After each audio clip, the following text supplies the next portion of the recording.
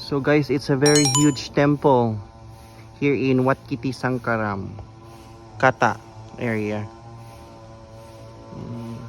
So guys, ito yung itsura ng labas ng temple na to dito sa Wat Kiti.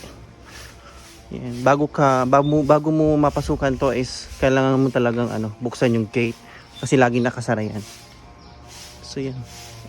Oh, promise I have to take video picture for you. Picture. Yan, so ito yung itsura. Yan. Guys, let's go inside. Oh my goodness, there is a stunning Buddha inside and you see the structure of the walls. Oh my goodness, ang ganda sobra. Guys, sobrang ganda. Kakaiba yung temple as is. Hindi nakasit yung ilaw. Yan, ayan siya. Yan, ito yung laman. Ito yung laman ng temple na ito sa labas na nakikita ko usually. Pero ngayon naka-open finally.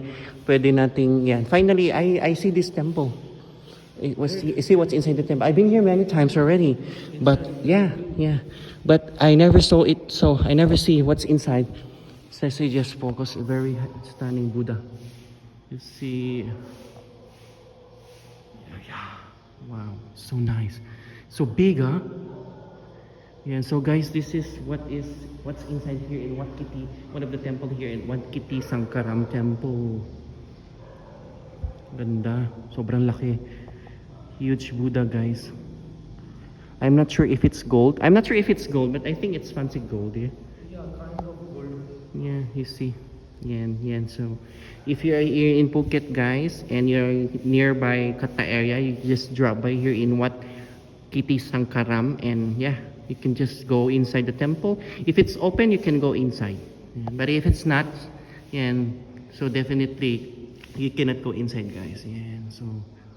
Wow, very nice temple. You see the structure of the wall. Ceiling, you look to the ceiling. Wow, so nice. Okay, that's it. It's the temple short video here in Phuket, here in Wat Kiti Sangkaram.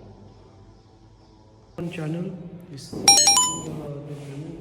Lapitan natin, guys.